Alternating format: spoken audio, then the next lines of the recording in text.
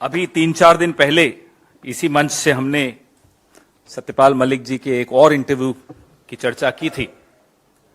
सत्यपाल मलिक जी ने जो कल इंटरव्यू दिया है, आरोप बहुत गंभीर हैं और एक ऐसे व्यक्ति से आ रहे हैं जो एक सीनियर नेता भी है, पूर्व राज्यपाल भी है और इतना करीबी प्रधानमंत्री के रहा था कि जब 370 हटाया जा रहा था तो एक संवेदनशील दौर में एक संवेदनशील राज्य के वो राज्यपाल बनाए गए।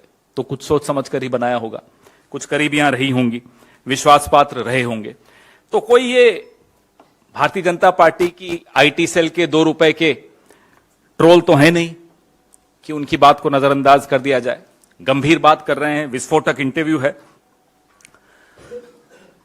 4-5 उन्होंने महत्वपूर्ण और प्रमुख मुद्दे उठाए हैं। जो कोट अभी आपने उनका देखा कि मैं सेफली कह सकता हूं प्रधानमंत्री जी को करप्शन से बहुत नफरत नहीं है।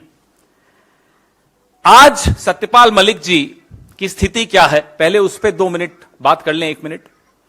किराए के मकान में दिल्ली में रह रहे हैं एक पीएसओ के साथ। हमें मालूम है प्रधानमंत्री जी को सत्य की आवाज से ज्यादा मधुर गुलाम की आवाज लगती है, तो सत्यपाल जी को एक पीएसओ दे रखा है। जिस व्यक्ति की देखरेख में 370 हटाया गया, जिस पर भारी खतरा है, उस व्यक्ति को आपने एक पीएसओ दे रखा है। दिल्ली के एक कोने में किराए के मकान में वो रह रहे हैं। आप अपने कुछ समाज में जहर घोलने वाले एंकर्स,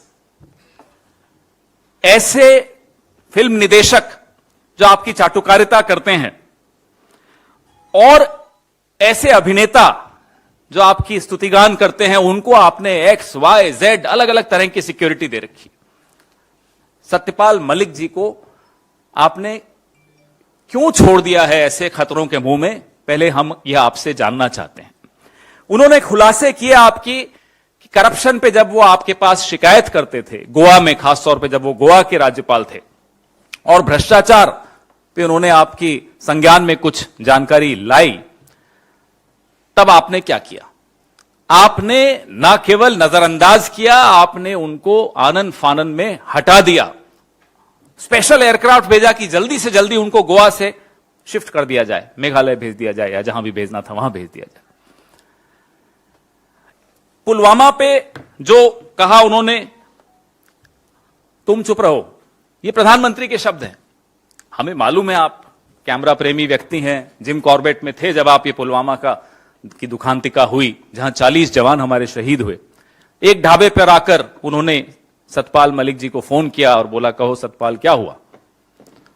फिर जब इन्होंने कहा कि हमारी लापरवाही से हुआ है, तो कहा तुम चुप रहो, ये कोई और चीज है। ये शब्द बड़े ध्यान से सुनिएगा, ये कोई और चीज है।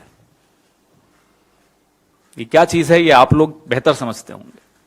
सत्यपाल मलिक जी ने कई चीजें कही हैं और कई चीजें कहते कहते रुक गए हैं। उनकी चुप्पी बहुत बड़ी खबर बनती है। जो उन्होंने कहा उससे भी बड़ी खबर उनकी चुप्पी भी बनती है। कहां वो चुप हो जाते हैं, कहां वो शब्द रोक देते हैं, कहां वो लिहाज रख रहे हैं, ये सब समझने वाली बातें हैं। एनएसए की क्या भूमिका रही? एनएसए ने भी इनको सलाह दी कि इस पर आप कुछ मत बोलिए, लापरवाही के बारे में कुछ मत बोलिए। जिस देश का प्रधानमंत्री अपने 40 जवानों की शहादत पर वहां के राज्यपाल को कहता है कि कुछ मत बोलिए, उस देश का क्या दुर्भाग्य है वो आपके सामने है। प्रधानमंत्री जम्मू कश्मीर के बारे में इग्नोरेंट और इल इन्फॉर्म्ड हैं। ये सत्यपाल मलिक जी इल इन्फॉर्म्ड शब्द उनके हैं। इतना महत्वपूर्ण राज्य, इतना संवेदनशील राज्य, लेकिन प्रधानमंत्री का एटीट्यूड क्या है? मस्त में है, अपने मस्ती में है अपने, टू हेल विथ इट। ये सब सत्यपाल मलिक जी के शब्द हैं, हमारे नहीं। अदानी घोटाले पर प्रधानमंत्री की चुप्पी प्रधानमंत्री को बहुत नुकसान पहुंचा रही है, यह भी सत्यपाल मलिक जी कहते हैं, क्योंकि अब यह मुद्दा गांव के स्तर तक पहुंच गया है। और उन्होंने यह भी कहा कि राहुल गांधी को संसद में बोलने की अनुमति देने से इनकार करना एक अभूतपूर्व गलती है, अनप्रेसिडेंटेड।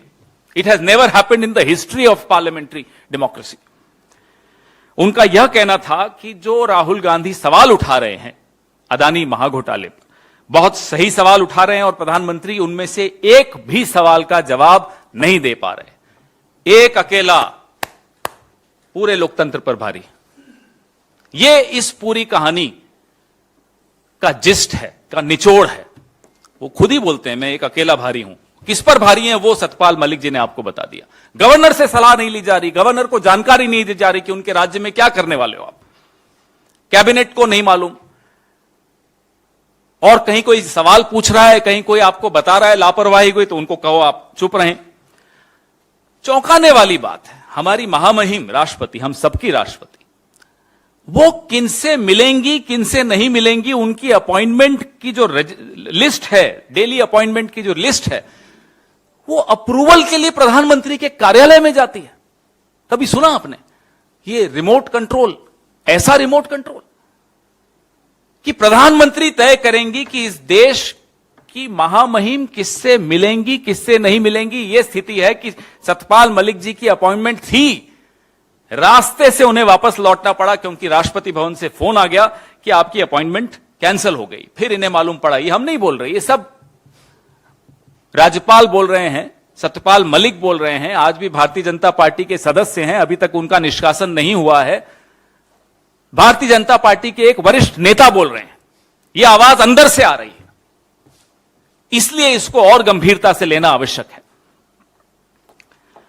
एक फिल्म आई थी, सुना 300 करोड़ का उसका व्यापार हुआ था, कश्मीर फाइल्स। सतपाल मलिक जी जो बता रहे हैं ये 300 करोड़ के ही घोटाले की कश्मीर फाइल्स पार्ट 2 है। उस फिल्म पे तो बड़े इंटरव्यू दे रहे थे भारतीय जनता पार्टी के तमाम नेता। इस पे कौन मुंह खोलेगा, इस पे कौन बोलेगा, हम ये जानना चाहते हैं। प्रधानमंत्री के दोस्त, प्रधानमंत्री के करीबी 300 करोड़ का रिश्वत की ऑफर दे रहे हो। सजा किसको हो रही है? सजा एक तरह से विसल ब्लोअर को हो रही है। कौन है विसल ब्लोअर? सत्यपाल मलिक। कौन है सत्यपाल मलिक? भारतीय जनता पार्टी के नेता हैं आज भी। किसको सजा होनी चाहिए, सजा हो किसको रही है? उनकी सुरक्षा खत्म करके आपने उनको छोड़ दिया। और उनके अगर आप इंटरव्यू देखेंगे, 1 घंटे 9 मिनट का इंटरव्यू है, तो वो कहते हैं कि ये तो चाहते हैं कि कोई मुझे मार डाले। ये उनके शब्द हैं, हमारे नहीं है। बहुत ही विस्फोटक है। उम्मीद करता हूं कि जिन गुलामों की आवाज पे सुबह से शाम तक आप लोग डिबेट करते हैं, इस सत्य की आवाज पर भी आप लोग डिबेट करेंगे, इस पर भी चर्चा करेंगे। इंटरव्यू लेने वाले ने बड़े तीखे सवाल पूछे। ये वही इंटरव्यू लेने वाला है जिसके एक सवाल से किसी को प्यास लग गई थी, पानी पी के हलक सूखता हुआ निकल गया था। सत्यपाल मलिक जी ने तो बड़ी वीरता के साथ सब जवाब भी दिए। मैं सुप्रिया श्रीनेत जी से आग्रह करूंगा कि पुलवामा वाले मुद्दे पर, जो बहुत गंभीर मुद्दा है इस देश के सामने, देश की सुरक्षा से जुड़े हुए सवाल का जवाब आज तक जिस पर नहीं मिला है, 40 जवानों के परिवार, जो शहीद परिवार हैं शहीदों के, वह भी उत्तर के इंतजार में है। इस देश का एक एक नागरिक उत्तर के इंतजार में है। पुलवामा को लेकर हमेशा से कुछ चीजें संशय के घेरे में रही हैं। 300 किलो आरडीएक्स कैसे आ गया? विमान से क्यों नहीं ले जाने दिया गया? जो रोड था, जो मेन रोड जिस पर यह काफिला जा रहा था, आर्टीरियल रोड्स को बंद क्यों नहीं किया गया? इतना इंटेलिजेंस इनपुट था, जैश की धमकी थी, उसके बावजूद भी सड़क से क्यों लेकर गए? और इस जांच का क्या हो रहा है? ये सारी चीजें संशय के घेरे में थी। अगाए बगाए इस पर चर्चा भी हो जाती थी। ईश्वर जाने असलियत क्या है, लेकिन मेरे लिए यह बहुत निजी मामला है। और मैं ये डिस्क्लेमर के साथ कहती हूं क्योंकि ये उन 40 जाबाजों की तस्वीर है जिनकी शहादत हुई, और अब पता चलता है कि शहादत जो है वो सरकार की लापरवाही के कारण हुई। और इसमें जो दूसरी लाइन है, उसमें जो पहले व्यक्ति हैं पंकज त्रिपाठी जी, वो मेरे गृह क्षेत्र महाराजगंज से आते हैं। और उनकी शहादत के वक्त जब मैं उनके घर गई थी तो मैंने वहां पर उनके पिता को, उनकी गर्भवती पत्नी को और उनके छोटे से बच्चे को बिलखते हुए देखा है। तो मेरे लिए यह मामला बहुत निजी है। ईश्वर जाने इसका सत्य क्या है, लेकिन जो सत्यपाल मलिक जी ने कहा है उसने पूरे देश को सकते में डाल दिया है, पूरे देश को स्तब्ध कर दिया है। क्योंकि सत्यपाल मलिक जी, जैसा कि जयराम जी ने कहा या पवन जी ने कहा, यह कोई आम साधारण व्यक्ति नहीं है।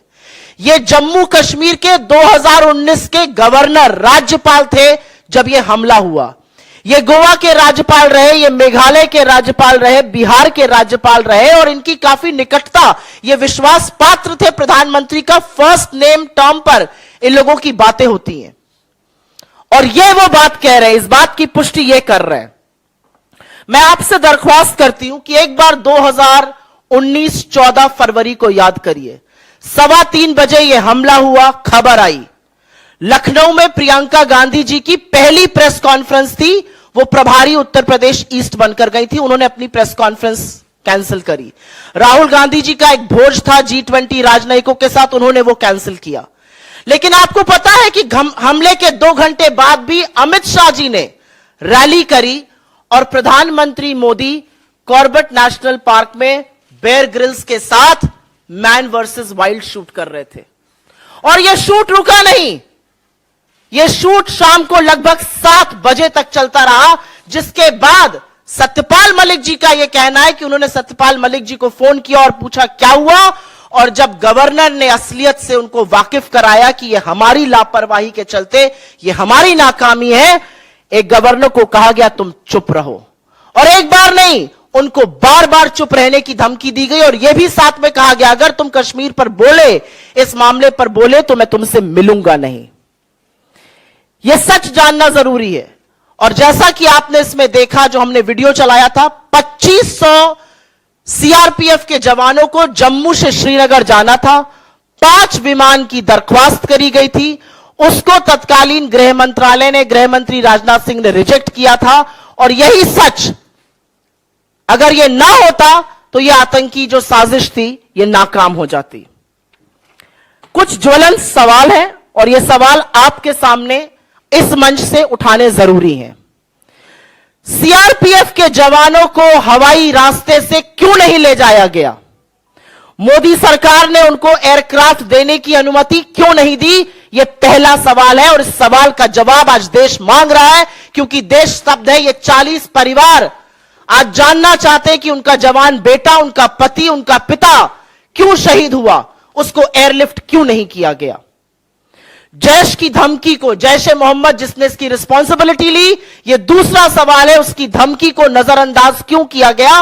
और बाकी रिपोर्ट्स बताती हैं कि 2 जनवरी 2019 से लेकर 13 जनवरी 2019 के बीच में 11 इंटेलिजेंस इनपुट्स थे कि ऐसा एक आतंकी हमला हो सकता है, और उसके बावजूद भी 78 गाड़ियों के काफिले को, ये 1 या 2 गाड़ियां नहीं जा रही थी, सीआरपीएफ की 78 गाड़ियों के काफिले को सड़क के माध्यम से जम्मू से श्रीनगर ले जाया जा रहा था जब अवंतीपुरा पुलवामा में यह कांड हुआ।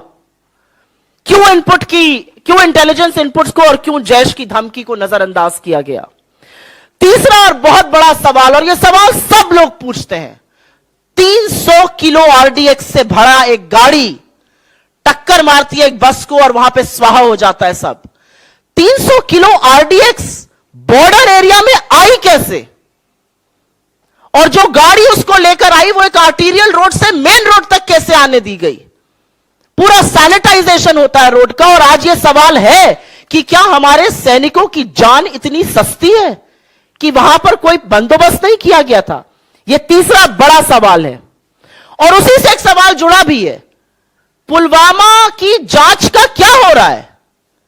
4 साल बीत गए पुलवामा को, 2019 14 फरवरी को हुआ था, हम 15 अप्रैल 2023 में बात कर रहे हैं। इस जांच का क्या हुआ? कब पता चलेगा आरडीएक्स, कब पता चलेगा रोड सैनिटाइजेशन के बारे में? चौथा और बहुत महत्वपूर्ण सवाल, सतपाल मलिक जी ने अपने इंटरव्यू में साफ तौर से कहा है कि उन्होंने प्रधानमंत्री को बताया कि गृह मंत्रालय ने रिजेक्ट किया था, उनको चुप रहने को कहा गया, तुम चुप रहो। और यही तुम चुप रहो नेशनल सिक्योरिटी एडवाइजर, राष्ट्रीय सुरक्षा सलाहकार श्रीमान डोवल जी ने भी उनको दिया। तो इनकी क्या रिस्पॉन्सिबिलिटी है? तत्कालीन गृह मंत्री राजनाथ सिंह जी की या डोवल जी की क्या रिस्पॉन्सिबिलिटी है? इनकी जिम्मेदारी कैसे, कब और कौन तय करेगा? और अंतिम बड़ा सवाल यह है कि इतने बड़े हादसे के बाद आज 4 साल हो गए और जब सत्यपाल मलिक जी इतना बड़ा खुलासा करते हैं और पता चलता है कि उनको चुप रहने के लिए प्रधानमंत्री ने कहा था, आज ये पूछना पड़ेगा, ये धमकी, ये हिदायत, ये नसीहत, जो भी कह लीजिए, उनको क्यों दी गई। और अंत में मैं सिर्फ इतना कहना चाहती हूं कि ये जो सर्टिफिकेट बांटते फिरते हैं देश प्रेम का, देशद्रोह का, अगर ये देशद्रोह नहीं है, अगर ये 40 लोगों की शहादत और बेयर ग्रिल्स के साथ ये फोटो एक साथ देशद्रोह नहीं है, तो देशद्रोह क्या है।